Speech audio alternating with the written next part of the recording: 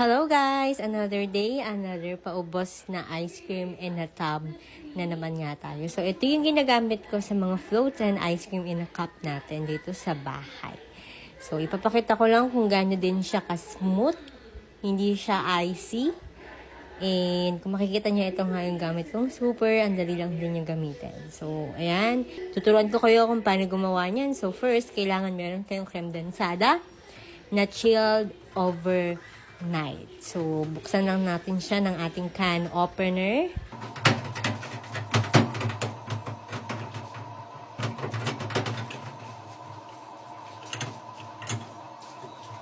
Tada! So, kailangan ganyan yung creme densada ninyo. So, kung gusto nyo ng ganitong can opener, lalagay ko lang yun sa comment box.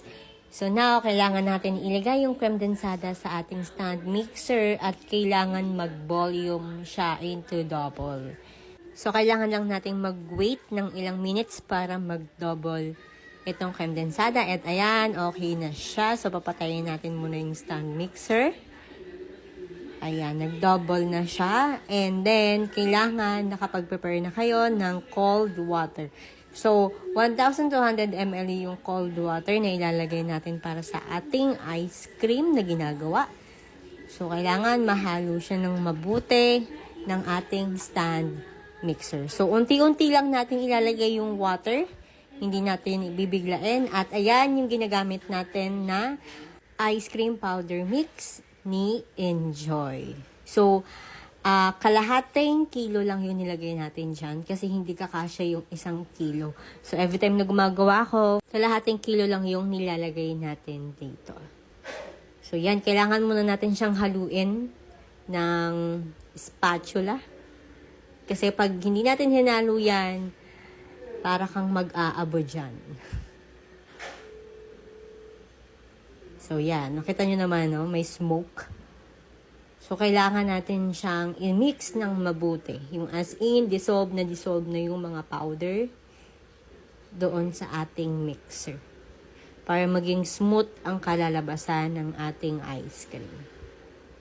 So, yan. Kailangan lang talaga ng i-mix ng mabuti using our stand mixer. So, mas easy yung paggawa ng ice cream kapag meron kang stand mixer. So, kung gusto mo na ito, ilalagay ko lang yan sa comment section. Nasa worth 2,000 lang to nung nabili ko to last year. So, napakatibay. Mag-iisang taon na to sa akin. At ito pa rin ang kaagapay ko sa tuwing marami akong gagawin na paninda sa ating bahay. So, yan. Kailangan lang natin unti-untiin ulit yung tubig na kailangan natin ubusin para sa ice cream na ito. Naranasan ko rin dati yung icy na ice cream. So, talagang matigas siya kapag nilalagay mo siya sa freezer. Pero itong na-discover ko nung ginagawa ko ulit itong ice cream na to, na kailangan mas matagal siyang minimix at kailangan talagang dissolve yung powder ni Enjoy. So, pag natapos yun, makikita nyo consistency nung ice cream natin. Hindi siya malabnaw. May pagkamalapot siya. That's why, yung pag tumigas na yung ice cream natin, hindi siya icy. At parang ice cream talaga siya. So, yan. Naubos na yung isang pitcher natin na tubig. So, kailangan lang natin siyang i-mix ng matagal pa. So, yan. After nyan, ganyan na siya. So, kailangan ko lang i-scoop at halu-haluin yung gilid-gilid niyan. At inamoy ko pa yan actually. At napakabango talaga ng ice cream na ito ni Enjoy. So yan, okay na ang ating ice cream. At ililipad ko na ito sa ating 2,000 ml na tub. So yan, scoop-scoop lang, haluin lang ulit. At kung makikita nyo ganyan siya kaganda. Ganyan kaganda yung consistency ng pagkakagawa natin using stand mixer. So, yan. So, itong tub na to ay nabili ko lang din sa Orange app. So, kung gusto niyo yan, ilalagay ko lang din yung link sa comment section. Yan. So, 2 tub yung nagamit ko dito at isang mangkok.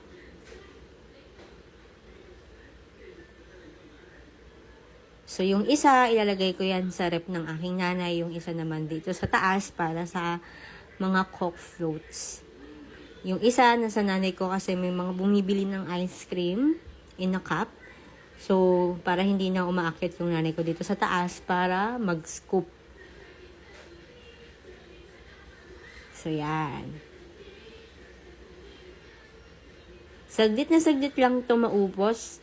Hindi to maabot ng isang linggo. Actually, mga ilang araw lang to, ubos na to agad. Pag tumigas na to. Usually, 24 hours, matigas na yung ice cream natin na ito. So, pwede na siyang ibenta kinabukasan.